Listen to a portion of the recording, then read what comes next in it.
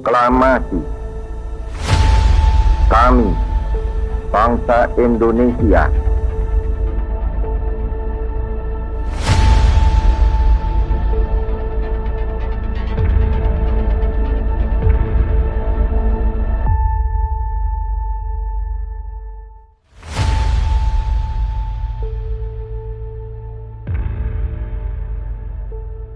Salam Indonesia. Kami, putra dan putri Indonesia, mengaku bertumpah darah satu tanah air Indonesia. Kami, putra dan putri Indonesia, mengaku berbangsa yang satu, bangsa Indonesia. Kami, putra dan putri Indonesia, mengaku berbahasa yang satu, bahasa Indonesia. Inilah kesepakatan para pemuda yang mempunyai keinginan untuk bersatu sebagai bangsa Indonesia. Bersama saya sekarang ini ada sejarawan dari UI, Mbak Dita Putri Prameswari. Selamat datang Mbak, bagaimana kabar ya? Kabar baik Amanda. Sehat ya Mbak? Terima kasih, sehat. Selamat datang ya Mbak di program Jejak Sejarah. Ya, terima kasih Amanda. Oke, aku mulai aja ya Mbak ya? Boleh, silakan. Jadi, menurut Mbak Dita, bagaimana sih awal mula muncul kesadaran menjadi bangsa yang bersatu? Baik, kalau menurut saya itu semua berangkat dari titik tolak diadakannya Kongres Pemuda II pada 28 Oktober 1928 atau dikenal juga dengan peristiwa Sumpah Pemuda. Nah, ketika di peristiwa tersebut, pada kongres tersebut, sebenarnya itu merupakan suatu lanjutan ya, suatu kongres lanjutan yang sebelumnya karena di sekitar 1926 kalau tidak salah, itu juga ada yang namanya Kongres Pemuda 1. Pesertanya kurang lebih sama ya, terdiri dari para pemuda pelajar dari wilayah Jawa, Sumatera, Minahasa, Ambon, dan sebagainya. Tapi ada satu hal yang penting di sini yang perlu saya jelaskan mengenai latar belakang kenapa bisa ada yang namanya Sumpah Pemuda atau Kongres Pemuda II tersebut begitu ya.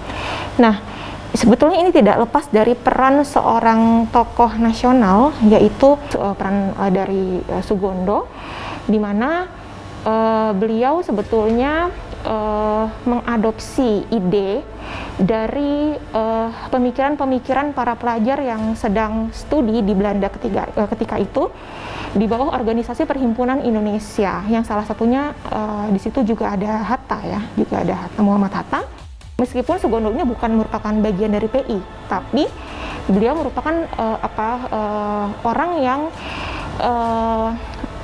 sering membaca majalah-majalah yang diterbitkan oleh PI atau Perhimpunan Indonesia, yang ketika itu sudah ada ide tentang persatuan ya, tentang persatuan. Jadi itu sebetulnya adalah ide yang diadopsi, yang dipelajari ya para mahasiswa yang belajar di Belanda ketika itu. Jadi sebetulnya ide persatuan di Indonesia itu sendiri datang bukan dari masyarakat lokalnya ya, karena kan pada waktu itu lebih kuat kesadaran akan persatuan yang sifatnya kedaerahan ya, bukan yang secara sifatnya yang lebih besar seperti itu. Dan di sini kita tidak bisa melupakan juga ya adanya peran pers ya, peran kemajuan teknologi di media cetak gitu, yang turut yang punya andil juga menyebarkan informasi kan, bisa dari luar negeri gitu ya, bisa sampai ke Hindia Belanda seperti itu.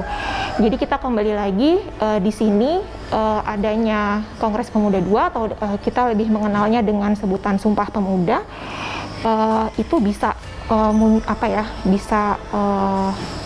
ada peristiwa itu karena adanya peran Sugondo yang memang berhasil ya memanifestasikan ide tentang persatuan ke dalam menyadarkan persatuan di kalangan pemuda-pemuda Indonesia pada waktu itu gitu, khususnya mereka yang memang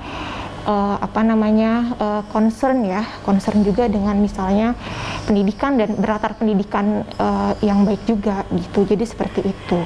Ternyata menarik ya bahwa pada masa itu memang sudah mulai muncul ide tentang persatuan Indonesia, yang salah satu tokohnya itu adalah Sugondo tadi ya Mbak, yang dia menyebarkan ide-ide persatuan dari Perhimpunan Indonesia yang berada di Belanda yang dibawa ke Indonesia. Dan juga ada peran penting pers di sini dalam menyebarkan isu tentang persatuan tersebut.